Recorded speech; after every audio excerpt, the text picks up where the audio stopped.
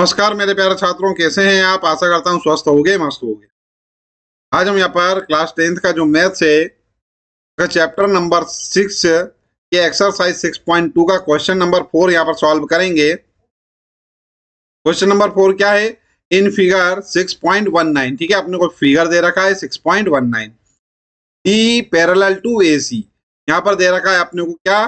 DE parallel to A C, ठीक है।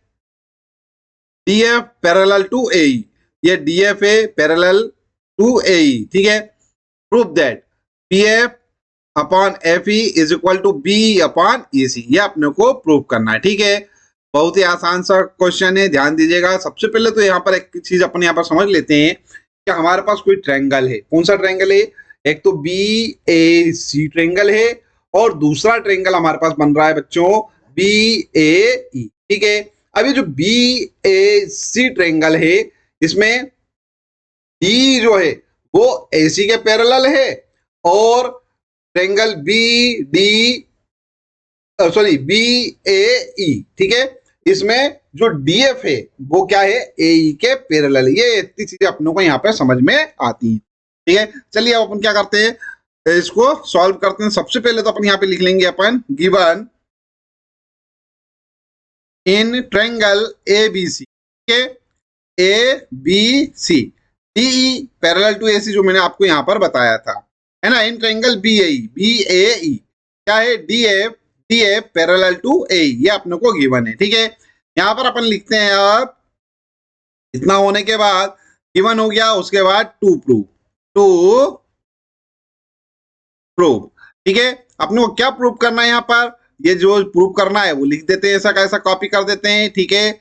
PF upon FE is equal to BE upon EC, correct है।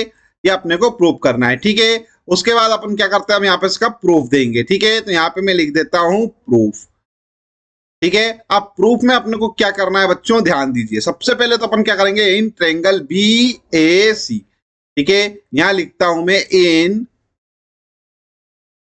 Triangle क्या? BAC, ये जो ट्रायंगल है हमारे पास क्या है? BAC। इसमें अपने को दिया गया है, क्या दिया है अपने को? DE पैरेलल टू AC, ठीक है। इसमें गिवन अपने पास क्या है भैया? हमारे पास यहाँ पर गिवन है DE parallel to AC, correct है। अब यहाँ पर ध्यान दीजिएगा, एक थ्योरम थी हमारे पास BPT मींस क्या? बेसिक प्रोपोर्शनलिटी थ्योरम, ठीक है। इस थ्योरम के अकॉर्डिंग क्या होता है कि अगर मान लो कोई ट्रायंगल है, ठीक है, उस ट्रायंगल में अगर कोई लाइन है, ठीक है, वो अगर मान लो किसी साइड के पैरेलल है, कोई तो यहाँ पर हमारे पास कोई साइड क्या है? AC है। अगर उस साइड के पैरेलल है तो वो अदर टू साइड्स को क्या करेगी? सेम रेशो में डिवाइड करेगी, ठीक है। ये हमारे पास BPT थ्योरम है, ठीक है। तो अकॉर्डिंग टू BPT क्या हो जाएगा बच्चों? यहाँ पर से क्या हो जाएगा? BD अपॉन DA, यहाँ पे लिख देता हूं मैं क्या? BD upon DA, BD upon DA, ये लिखा अपन ने BD upon DA is equal to correct है, BE upon EC, BE upon EC।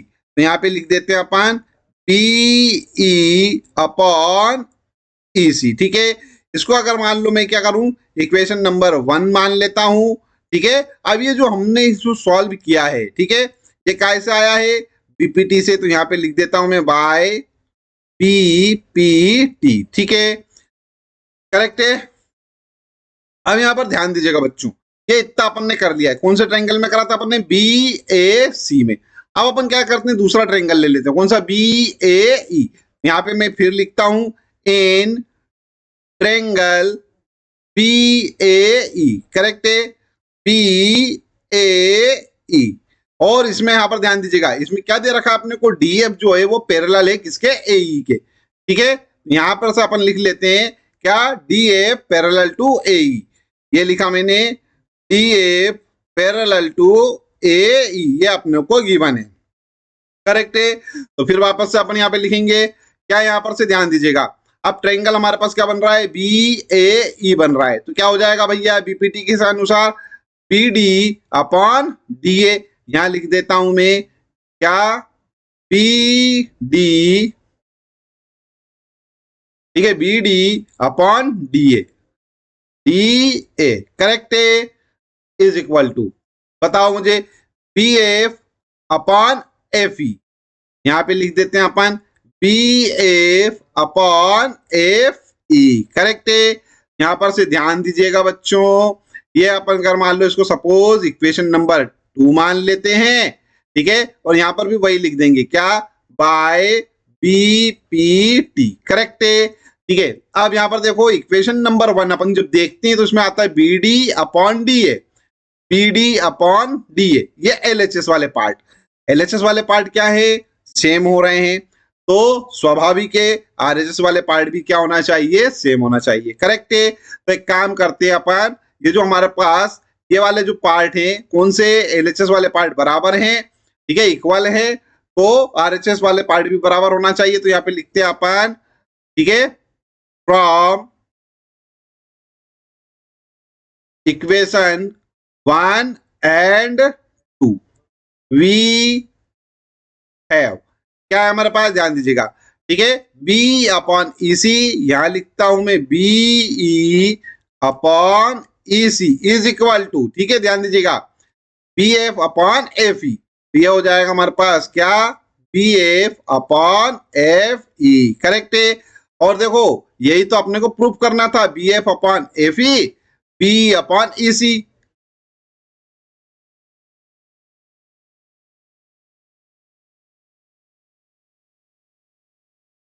Correct है।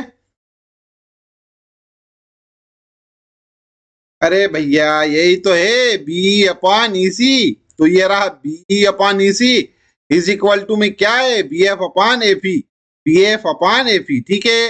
नहीं तो बोलोगे कि सर ये तो आरएचएस में था और इधर आपने इसको एलएचएस में कर दिया है, ठीक है। तो बेटा दोनों बराबर आ रहे हैं, ठीक है, तो बोथ साइड आर इक्वल, तो हम इसको इस प्रकार से लिख सकते हैं, ठीक है। चलिए इसको अपन क्या लिखेंगे, अब इतना होने के बाद देखिए दोनों साइड्स बराबर आ गए, तो यहाँ पे लिखेंगे अपन क्या, हैंस प्रूव्ड, ठीक है। आई होप आपको समझ में आ गया होगा, जब समझ में आ गया है तो इस वीडियो को लाइक कर दीजिए, चैनल सब्सक्राइब ना किया हो तो चैनल सब्सक्राइब कर लीजिए, साथ ही साथ में नोटिफिकेशन वाला जो बेल आइकन है उसको अवश्य ही प्रेस कर दीजिएगा। इस वीडियो को अपने फ्रेंड्स के साथ जरूर शेयर कीजिए जो क्लास 10th में स्टडी कर रहे हैं, ठीक है। और यदि कोई समस्या हो, ठीक है, समझ में ना आया हो तो कमेंट्स कर दीजिएगा, ठीक है, हो सकता है मैं कमेंट्स में आपको रिप्लाई करूं, ठीक है। चलिए वीडियो देखने के लिए धन्यवाद, थैंक यू वेरी मच।